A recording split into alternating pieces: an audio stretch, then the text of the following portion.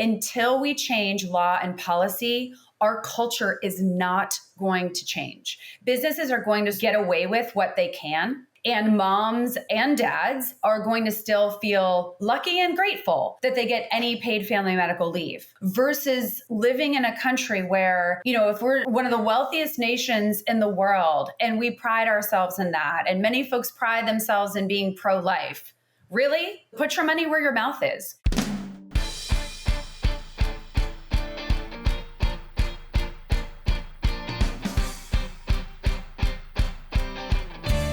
Hello, and welcome to the PoliticsGirl podcast. I'm your host, Lee McGowan. Let's get into it. Since our country is currently forcing women and girls to be mothers, I thought we could take some time to discuss what it's actually like to be a mother in America. Not the day-to-day of mothering, but the way mothers fit into our society, or more specifically, hold our society up. There are more than 85 million mothers in the United States. And according to today's guest, Erin Erenberg of Totem and the United Chamber of Mothers, we all lack basic support. I was recently saying in a rant that we're hardly the country that should be forcing women to be mothers, since we're a country that hardly respects the job or what goes into it. The U.S. is currently experiencing a maternal health crisis. It is one of the highest maternal mortality rates among high-income nations. 75 countries in the world have some form of universal health care, but we're not one of them. 141 countries offer maternity leave, with 41 of them offering paid maternity leave, but we're not one of them. In fact, the U.S. is actually just one of 7 countries that doesn't guarantee any type of maternity leave when you have a child. Our public schools are chronically underfunded. The Republicans voted against renewing the childhood tax credit, which put 40% of American children back into poverty. President Biden included universal pre-K and affordable college in his Build Back Better plan, but the Republicans made him take it out. So it's hard to have, raise, and afford a child in America. The Elon Musks are telling us it's our duty to have more. The Samuel Alitos are telling us they don't care if we die while we do it. And now, apparently, if we're good mothers, we're also supposed to be just staying home and being homemakers, despite the fact that in late-stage capitalistic America, most of us couldn't afford to do that, even if we wanted to. Which is why we're talking to Erin. Erin is a lawyer, a former entertainment executive, and founder of Totem Women and co-founder of the Chamber of Mothers, a collective movement to advance maternal rights in America. I'm having her on to talk about what we can do to make motherhood in America better. Better for the moms, better for the kids, better for the family, and better for the country. So without further ado, please welcome my guest, powerhouse entrepreneur looking out for the good of mothers in America, Erin Erenberg. Welcome, Erin. Thank you for having me, Lee. Oh, well, thank you for joining me. I mean, being a mom has been a big job for forever, but what a time to be a woman, especially a mother in America. Absolutely. What a time when we are the social safety net of the entire country. And especially after COVID, really thought, oh, wow, look at this. We might finally be on par with the rest of the world and get paid family medical leave. And it died without a funeral. And we see that moms are still suffering and are not okay, which is really our why at Chamber of Mothers. Now, before we get into the work that you're doing with Chamber of Mothers, which I love, and it's tied to politics, which of course we focus on here, can you please tell me about your first company, Totem? Because in many ways, that's still about mothers.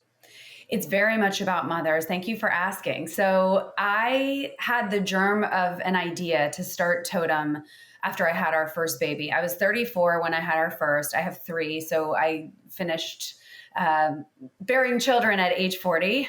I had been this ambitious, sort of autonomous woman for over 3 decades and really felt like, why has nobody told me that my ambition, my brain, my body, my relationships would all change overnight when I welcomed my new child? And you hear a lot, there's no manual for childcare. And actually, there are many manuals for childcare. What there's not a manual for is how to go through the world as a woman after you've become a mother. Like, what does it mean? How are you supposed to assimilate? And so this was 2017. I, at the time, was working at a startup. I helped build Indiegogo. I took us from 5 employees through a Series A and a Series B. And our CEO wanted me to be the chief revenue officer.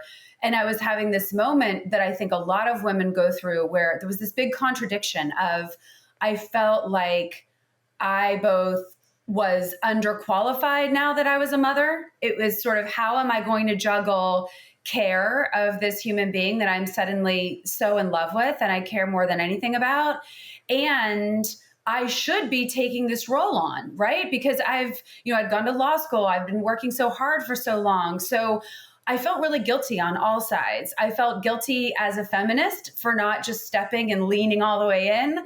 And I felt bad about not being able to be as present with my baby. And so I was really struggling with that intersection of ambition and motherhood. And I just knew in my heart, the next thing I do with my life is going to be around this pain point for mothers in America. I really am struggling, and I have quite a lot of privilege. I mean, I was born in a little steel mill town in Ohio, but I was afforded education. I'm a white woman in America, like all these things that make it easier for me than a lot of other mothers across the country. And yet I was crying in my car on the way to work when I wanted to be sturdy and ready to show up. I was grieving the fact that I was going from this solid breastfeeding relationship with my baby to a relationship with my pump in a cold public bathroom. And I just knew I wanted to be a part of change. And so what that first looked like was starting Totem Women. So Totem, it's Totum. It means whole in Latin. And that's what I think we can all aspire to as women and mothers, especially in this country. How can we be whole? So Totem started initially as a community. Let's start having conversations about what it looks like to be whole as a woman and a mother in this country. What do mothers actually need? They don't need another product, another resource. They don't need to spend any money on anything else that's really giving them the suggestion that they're less than. The problem is that they are struggling and they're feeling isolated because there are not the support systems that we need in this country. Frankly, support systems that every country around the world has had stood up for quite some time.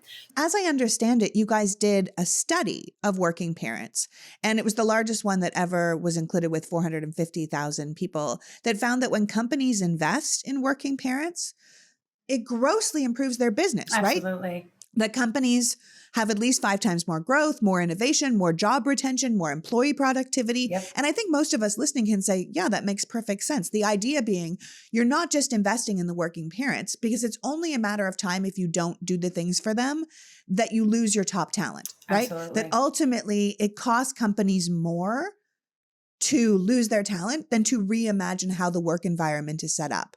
And I think that that's so important for us to look at as we move forward, right? Because we learned it, as you said, through the pandemic. Like there's a new way of doing things. A lot of people were pushed out of the workplace, but a lot of people were also like, wait, I can get a lot of this work done from home where I'm not commuting 2 hours a day and I'm not going to this office and I'm home in time for my kids' games, or I'm home if they're sick, that kind of thing. And a lot of companies realized they weren't losing money, but they had these huge offices they were paying for, and they were trying to force people back in to justify the real estate as opposed to the company's bottom line. Did you find that? You bring up a great point, Lee, which is coming out of the pandemic, and the pandemic itself really gave us the opportunity to be more creative than ever. The moment is right for us to have creative solutions to that problem of, okay, even if I as a company can pay for it because the government is subsidizing it or the state is subsidizing it, what happens to my talent? We have a lot of creative solutions for that. Yeah, that we don't need to just go back to the old way of doing things where it's like, I'm not going to hire a woman of childbearing years because she's going to leave me as soon as she gets pregnant. Exactly. Or I'm not going to let this woman go off for her maternity leave because like, what am I supposed to do with my talent? Which is the old way of thinking. You're saying there's these out of the box ways of thinking where we start to include actual mothers in the conversation to see what would be the best way to do that. I mean, Totem clearly works with some really big name companies. What are the kind of changes and innovations you find yourself suggesting or implementing in corporate America? So, being someone who puts themselves on the internet voluntarily, I am very concerned about my information being out in the ether. I've recently started receiving packages and letters to my home address from people I don't know, and it's kind of freaked me out. And it's made me think a lot about how all of our personal data is out there for anyone to find. And that's everything from your name and contact information to your social security number, and even information about your family members. There are people out there called data brokers. Data brokers make a profit off your data online. Your data is a commodity, and anyone on the web can buy your private details. This can lead to identity theft, to phishing attempts, to harassment, and like me, to having people know where I live. Which is why I'm pleased to tell you about a group called DeleteMe. DeleteMe is a subscription service that removes your personal information from hundreds of data brokers. Because it's not actually illegal what these people do. It's public information that they mine and then aggregate into one place. DeleteMe isn't just a one-time service because your info doesn't just go away. And even after you delete it once, brokers can go back in and find it again. But we're talking about hundreds of organizations. There's no way for regular people to keep up with that, which is why DeleteMe is constantly monitoring the web and removing any personal information that we don't want out there. And that info is customizable. There is a real person behind your account at DeleteMe, so you can curate and choose what you want out there and what you don't. You can say, yes, I need that out there for my business, or God, no, that should not be out there at all. DeleteMe does all the hard work of wiping you and your family's personal information from these data broker websites. And you don't even have to be a public person for them to have an entire database on you. In fact, research shows that the volume of personal data on individuals available online has tripled since 2019. So there is now an average of 525 pieces of personal information per person. So by working with a service like DeleteMe, you are taking a proactive approach to the security of your personal information. So take control of your data and keep your private life private by signing up for DeleteMe now at a special discount for our listeners. Today you get 20% off your DeleteMe plan by texting PoliticsGirl to 64,000. Text PoliticsGirl to 64,000. That's PoliticsGirl to 64000. Message and data rates may apply. See terms for details. But we clearly cannot carry on like this. So my boy just started his junior year of high school, and he can eat his entire body weight in food. But I still remember those little kid days of picky eating. As I was saying a couple of weeks ago, Lachlan used to do this thing where he would put food in his mouth, and if he didn't like it, he would just chew it endlessly without swallowing. His dad and I would watch in horror as it became what I can only imagine was paste in his mouth, until eventually he would just let it fall out in a blob on his plate. It was completely disgusting. Which is why I thought it was incredibly cool when I heard about Nurture Life. Nurture Life is a meal delivery service focused on helping busy parents easily feed their children, from 10 months old to 10 years old. The company not only provides fresh meals, but snacks, and they're all nutritious and fully cooked, which means if you're a busy parent, these meals are ready to serve in just minutes. Nurture Life lets kids enjoy healthy, nutritionally balanced diets while still eating all of their favorite things like mac and cheese and spaghetti and meatballs. The meals are made fresh every week. They're never frozen, and they're shipped directly to your door. You choose from over 50 choices of balanced meals from their weekly menu, and that is everything from finger foods for babies and toddlers to full meals for older kids. And Nurture Life does all the cooking, and these fresh, ready-to-go meals are delivered straight to your door in refrigerated packaging. Nurture Life's mission is to raise the standard of children's food in America. And along with their full meal options, their menu also includes things like snacks and superfood smoothies, so kids can eat well no matter what they're in the mood for. Honestly, it's about time that a flexible meal subscription existed for babies and kids. So head to nurturelife.com and use the code PoliticsGirl for 55% off your first order. That's right, 55% off. Once again, that is nurturelife.com for 55% off, and make sure you use my promo code PoliticsGirl so they know that I sent you. What are the kind of changes and innovations you find yourself suggesting or implementing in corporate America? When I started out working with companies to help them do better by mothers, and one thing that I found with those companies is they would want to do things like have me come in and do a workshop. But quite frankly, I found it performative. And I had a lot of mothers that I was speaking to and working with who were just in tears because everything we were talking about was really resonant and there wasn't going to be actual change inside the organization. Yeah. They could say we did the workshop. Exactly. But for me, what started to happen is I just got so hooked on this realization that until we change law and policy, our culture is not going to change. Businesses are going to sort of get away with what they can. And moms and dads are going to still feel lucky and grateful that they get any paid family medical leave versus living in a country where If we're one of the wealthiest nations in the world and we pride ourselves in that, and many folks pride themselves in being pro-life, really put your money where your mouth is. Invest in mothers who are creating life, not just through to, delivering the baby. But, when you talk about care as infrastructure, right now we have 1 in 4 moms is back to work just 2 weeks after giving birth, right? And we have 51% of this country considered a child care desert. Make it make sense. If we care so much about life, we have to truly have affordable, accessible childcare. And if we care about parents bonding with their baby and family values and all that, you've got to have time to do that. And most Americans cannot afford to do that without it being subsidized. Right. I wish this stuff was as obvious as it seems, but it's not, right? We need more organizations like yours to remind people that there are other things in the world but work. And if these companies give their workers the things that they need, they'll probably get more work out of them if you ultimately want to look at it like that. Yep. I think that's why companies like Disney do so well. I remember being so jealous of some of my friends when my son was young because they had access to Disney Nursery, then Disney Pre-K, all these programs that were set up to help facilitate a strong transition back to work for new parents, moms and dads. And I thought that was so amazing. And I think the thing is that what you said about totem meaning whole in Latin. And you use that name because you want people to think about a whole life approach, work-life culture, which your website calls life-work culture, which I think is a nice reorganization of that because we often say work-life and we really should be thinking of it as life-work. But the expectations are necessary. So you're out here, you're obviously trying to make a difference. And you said now you sort of shifted your attention to Chamber of Mothers. And you've explained why you did that because obviously you were like, nothing is going to happen without a policy change. And I completely agree with that. So Chamber of Mothers now has over 100,000 members, as I understand, 15 active local chapters. Up to 30 now, I'm happy to say. Oh, yes, 30? yes, Amazing. yes. And you have like hundreds of communities ready to start chapters. Absolutely. So it feels like a bit of a new women's movement. Does it feel like that to you? Yes. And I'm so happy you said that. I really do see this as a women's empowerment movement. The more women I speak to, the more I look at the data, nothing threatens a woman's ambition more than motherhood. I actually think that is a lot of why law and policy is not changing. I think there's this idea of, wow, what would happen if the moms were not held back? What would happen if women truly did not have as many hurdles to clear with care as men do? I mean, women would take over.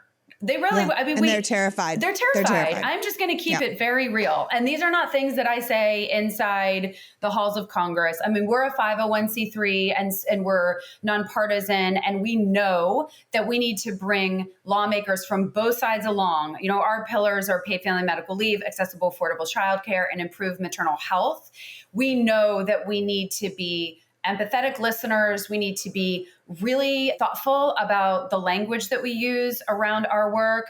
That having been said, when I, sit in rooms in Congress, when I'm a part of maternal health convenings and learning that the maternal mortality rate has skyrocketed post-Dobbs in ways that we won't even fully know quite yet, it's very upsetting. The reality just seems clear to me that women are seen as a threat, and that threat is more precious than our lives. The amount of women that die when giving birth has gone up 64% in from America. 2019. From 2019. So we need to be really clear that just forcing women to have babies or not taking care of women when they have babies in America is killing us. 100%. It is alarming, and there is not enough attention on that as the national emergency that it is. We called it a power breakfast in DC in April. It was on the first day of Black Maternal Health Awareness Week. We brought together private and public sector leaders who have said publicly that they want to do better around maternal health outcomes in this country. And we had a beautiful conversation, and there was accountability. It was the whole idea of with privilege comes great responsibility. And we walked out where every person in that room was taking a pledge. But we find that the more we can be sounding the alarm, the more that we can be talking about this, the more that, just as you did, like, let's stop the tape and say that again. because this is an emergency. Yeah. We need to focus on that. And, you know, I've gone to a lot of different town halls for politicians and really hear what they're saying. And Lee, even the women, none of them are talking about these issues. And these same politicians who are pointing fingers at immigration and fentanyl are not willing to talk about our pillar issues. I mean, I approached them and said, hey, you're a mom, you center your motherhood when you're speaking. I would love to talk about paid family leave. And it's like, thank you so much. Do you want a picture or can you get out of my face? So, you know, and I find it's really upsetting. I think that's important, right? Like a lot of things these days, it feels like your passion, where you began, how this started with paid family leave just taking a nosedive off a cliff. It all starts with outrage, right? Yes. Congress goes and cuts paid family leave from Biden's Build Back Better agenda in November 2021 because Republicans refused to vote for it. And that's kind of the last straw for a bunch of you. You're like, wait a second, hold on. How did that get taken off the table? And then you point out there's no federally protected paid family leave. Childcare is inaccessible and unaffordable. Maternity mortality rate is like through the roof. And then your website, if you go to the Chamber of Mothers website, it lays out a bunch of numbers, right? 25% of mothers are back to work, as you said, in just 2 weeks after giving birth. 51% of Americans live in a childcare desert where there is no childcare available to them at all. 64%, like you're saying, is exactly what the maternal mortality rate has gone up from 2019 to 2021. 72% of mothers report moderate to high levels of anxiety. And I can tell you, I definitely did. I literally thought I'd been run over for those first couple of years that my son was born. And finally, our country's economy loses $122 billion annually because of childcare issues through lost earnings, productivity, and revenue, right? So by not dealing with this, we're hurting everyone, not just mothers who obviously they care very little about unless we are, you know, in the kitchen somewhere rocking a bunch of babies and not bothering any men. But in general, you know, it affects the entire economy. So if that's what you want in America, then you've got to start addressing these issues. Absolutely. We also found, Lee, that when we were making that argument, what's the fiscal pot of gold at the end of the rainbow after you've stood up paid family medical leave and childcare? When we talked about that in fiscally conservative offices, they're actually not that interested. I think there are a lot of groups who have made that argument. The question they're really asking is, how do we pay for this right now? And so there's a very glib way to come about that and say, well, we spend so much on defense and we send all this money to other countries. But our team has actually done a beautiful job at answering the question asked. We were asked by Senator Gillibrand's office to respond to a request for information about a new paid leave bill. And Daphne Delvaux, who's one of our co-founders, she's a full-time litigator for maternal rights in San Diego. She put together a response on behalf of all of us that talked about all the ways the federal government is paying for leave right now. How does it pay for it for federal employees? Trump was able to provide paid leave to workers who were sick with COVID. And we would have opinions about what ways of paying are better than others. And we certainly don't want to rob from people's Social Security for paid leave now. No, we don't need to be. I don't know why people keep touching Social Security. It's completely separate. People keep borrowing against it. Like repeal the Trump tax cuts. Absolutely. Tax the corporations, tax the ultra rich, find a wealth tax for the people that tripled their income during the pandemic, but don't take from, working mothers who are trying their best to raise children that you say that you want. Absolutely. 100%. There are many ways to pay for this. I was so excited when Calm approached us to sponsor the show because I've been using Calm for years. Calm is the #1 app for sleep and meditation, giving you the power to calm your mind and change your life. I have had a lot of trouble sleeping over the years, so I found Calm because I'd heard about their sleep stories. I've now got a curated list of sleep stories that I go to sleep to almost every night. At this point, I literally make it about a minute into one before I'm out. My brain is just trained to hear them and go to sleep. I also use Calm for work and concentration. Calm is something called soundscapes. I personally use Brownie and Noise and a soundscape named after Dune, which is basically just desert wind. But my husband goes to sleep every night with Wind in the Pine soundscape from Calm. But Calm also has grounding exercises if you're feeling overwhelmed, and they have meditation and short guided sessions and breath work, all the things to help you relax and reset. So join me. Stress less, sleep more, and live better with Calm. For listeners of our show, Calm is offering an exclusive offer of 40% off a Calm premium subscription at calm.com/politicsgirl. That's CALM.com/politicsgirl for 40% off, unlimited access to Calm's entire library. That's calm.com/politicsgirl. I really do use this app every day. It's a total game changer. AI might be the most important new computer technology ever. It's storming every industry, and literally billions of dollars are being invested. So buckle up. The problem is that AI needs a lot of speed and processing power. So how do you compete without costs spiraling out of control? It's time to upgrade to the next generation of the cloud, Oracle Cloud Infrastructure, or OCI. OCI is a single platform for your infrastructure, database, application development, and AI needs. OCI has 4 to 8 times the bandwidth of other clouds, offers one consistent price instead of a variable regional pricing, and of course, nobody does data better than Oracle. So now you can train your AI models at twice the speed and at less than half the cost of other clouds. If you want to do more and spend less, like Uber, 8x8, and Databricks Mosaic, take a free test drive of OCI at oracle.com/PGP. That's oracle.com/PGP. oracle.com/PGP. But don't take from, working mothers who are trying their best to, raise children that you say that you want. Absolutely, 100%. There are many ways to pay for this. And we outlined those and made it clear that there is a quote unquote pay for. And so this is where, when you talk about the rage, what we say of our community is they're fed up and fired up. And that's exactly the persona of our mom. She's fed up and she's fired up. And so the way that we advocate is we advocate on the federal level. And I've talked about that a little bit. We do a lot of Hill days, and we're talking with folks like bicameral, bipartisan members of Congress.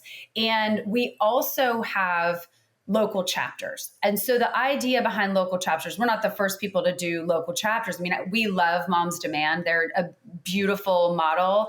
And so we looked at that, and we looked at just what do our moms want and need? And our moms were craving, and still are, these bold, safe spaces to talk about politics in a personal way, because it is all personal. None of this is like, some politics that you shouldn't touch at the dining room table. This is what happened to your life, what happened in my life, how we're interacting and how we're moving about the world is impacted by these policies. And so our local chapters were something that we piloted last year, and we did it in 12 places. And we realized that moms want them so badly. Our mom to a person is saying to us, okay, thank you for the stats and the information. And now what can I do about it? She wants to be effective. She wants to be a part of the solution. And so our mission statement is uniting mothers as advocates to create a better America. Every mom that we speak to can agree that we need these things to thrive. And then as advocates, really learning that you can be an advocate and not want to carry a flag and have a sign in front of the White House. There are so many things that you can advocate that feel comfortable inside your personality that you can do with very little time. We set a goal to be in all 50 states by the end of the year, and we're pacing ahead of that. We're in 30 states, and we also have stood up a military chapter, and we're working to stand up an Indigenous Mothers chapter by the end of the year. Our local chapter leaders and members are incredible. I mean, they are this movement. They are informing the movement. They are rallying moms. They are making change at the local level. And then they also, so many times, as you well know, in order to speak with a member of Congress, they want a constituent. So we'll pull a constituent from one of our chapters. They'll go in and tell their story. And that's much more impactful than somebody that's outside of their district. Absolutely. And as you say, women in America, but particularly mothers, they're underrepresented, they're underserved, and they're overwhelmed. And yet women hold the spending and the voting power in the US. So talk to me a little bit about this, because according to Nielsen, by 2028, women will own 75% of discretionary spending, making them the world's greatest influencers. And approximately 70% of mothers participate in the American workforce, 77% of them with children 6 to 17, and then 61% with children under 1 year old. So American women control a lot of assets, right? We have a lot of power, and those assets are expected to triple by 2030 as more women go to college, more women get jobs, more women decide they might not want to get married, might not want to have children, which is probably why certain people in this country are trying to force us back into the kitchen and back into our baby maker place in the patriarchy. Yeah. What are your thoughts on this whole women's vocation as a homemaker, trad wife thing in comparison to what we really see that's actually happening out there in the world for women? I think it's dangerous. I think it's a I do too. tool. Yeah. I think it's a tool. I think women are being used. I think there are parts of domestic life that if you have financial means, sure, you can have a great time perfecting sourdough over a number of days. Yeah. If your husband makes $4 million a year kicking a ball. Yeah. Yeah, that too. Yes. But we see this all over Instagram, and it's concerning for all of us. I mean, just being really honest, we talk about this as co-founders a lot because what goes unsaid is what we're talking about. Most women can't afford this. And so there were folks saying that it's your choice in whether you are at home or you're contributing outside of your home, and it's your choice and you shouldn't feel shame. And where we agree is we say, of course you shouldn't feel shame, but our lawmakers should feel shame. So the fact of the matter is mothers don't have the choice. We just went over all the stats. Most mothers in this country would burn through their savings if they were doing that. Families have to look at it, even if there are two partners. Childcare costs are at least half of housing costs. We have moms in our communities who say, I had to take out a HELOC on my home in order to afford childcare. And so when those mothers are seeing these images of what it's like to be this traditional wife and mother and why that's righteous, it's so damaging because most mothers across this country are truly trying to make ends meet. They're trying to keep their kids safe and healthy and be present with them and go out and work and make life work. They're trying to survive. And so we think that movement is really dangerous. We feel that, if it's genuinely your choice to be a homemaker and you can afford that, that's fantastic. Women should have all the choices they want, but please be thoughtful about your platform because that's not a choice for most American mothers. It's simply not. Yeah. Yeah. It's actually why the abortion issue keeps coming up because the abortion issue really is an economic issue. Absolutely. Most women who have abortions, a lot of them already have children. Yes. They're like, I can't afford another mouth to feed at my kitchen table. People say, oh, it's a kitchen table issue. Abortion is a kitchen table issue. How many children can you afford to have at that table and take care of them properly, not lose your job, not have these kind of things? And we don't make it any easier for them not having healthcare in America, not having paid family leave, not having all of these things that would help us stay home with our children or help us have more children. But women vote. Right? And there's a lot of us right now who are furious. I mean, according to the Center for American Women in Politics, 97% of registered women voters voted in the 2020 election. 97%. And a lot of us are now real pissed off watching what's happening to women across the country. And I feel like from the work you're doing with Chamber of Mothers, how do you see this election going this fall? Because obviously, we can see that women are clearly second-class citizens to the Republican Party and the Christian nationalists want us back in the kitchen. But I also feel like, of that 97%, there's a fair amount of particularly white women that voted for Republicans who have always done that and might be seeing this abortion issue, particularly IVF contraception as a side note, as an election-changing issue for them. Are you noticing that? 100%. I mean, I wrote something for Marie Claire about Ohio. I'm from Ohio. I was raised by conservative Christian parents. I understand their point of view while it's not my point of view. And so I think the headline of that article was lawmakers aren't afraid of the mom vote, but they will be. You look at what happened in Kansas, you look at what happened in Ohio.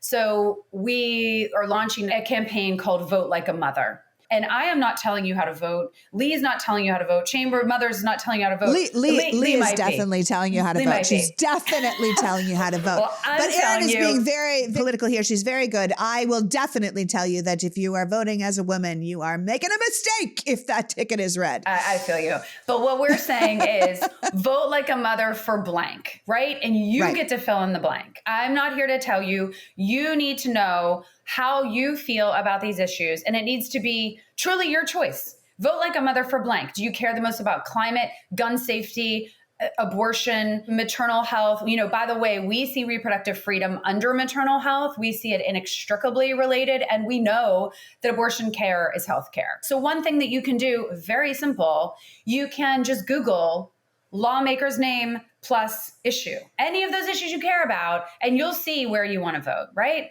The other thing is, every mom I speak to talks about time poverty. We're time poor. She may not put it that way, but she says she's exhausted. She's burnt out. She has no time. When would she ever get studied up on politics? And of course, law and policy is written in an obfuscating, threatening way. I'm a lawyer. I practice IP law, though. And so sometimes it's deliberately complicated. It's deliberately complicated. I read these things and I'm like, I'm either asleep or confused because this is awful. And so the idea is, you download that sample ballot, print it out, go old school. Once the kids are down to sleep, just sit and Google, again, lawmaker's name plus issue that you care about. And don't just look at their rhetoric, look at how they actually voted. Then start a text thread with your mom friends that are local. Hey, what do you guys think about so-and-so Board of Education candidate? Do you know them? Does anybody know who's running for mayor? And we're talking a lot about local and state elections and issues and ballot measures as much as we're talking about the president. I would say to the listeners here, obviously Erin has created a lovely nonpartisan site, and this is an excellent source. But if you wanted to counter it with something, I would look at something like the Blue Voter Guide, which tells you all of the people who have endorsed these candidates. They have they have the candidates from every single race all across the country. So you can put in your zip code and they will show you your ballot in comparison to Erin's ballot. And they will tell you who has endorsed each one. Oh, this is endorsed by Moms Demand Action. This is endorsed by NARAL. This is endorsed by, so you can see if you compare who to vote for. And you would have to do less Googling if you use the Blue Voter Guide. But of course, there is the word blue in there. And so Erin cannot say it, but I certainly can. Love to hear it. And thank you for that. Thank you for that. Yes. Yeah, because it's hard and people don't have the time. And I think it's very essential. So listen, who belongs to Chamber of Mothers? You have chapters all over America. Obviously, you're going to be in all 50 states. It's nonpartisan, nonprofit. But who would you like to be part of your group, and how would you have us reach out? Thank you for that question. The most important mothers to be in our group are single mothers of color. When we solve things for single mothers of color, we're solving them for everyone. So we really want to be hearing about what it's like to be a single mom of color in this country. What are your pain points? What do you need first? In what order? What is your story? With that said, Chamber of Mothers is for every mother across the country, and we define mother as a verb.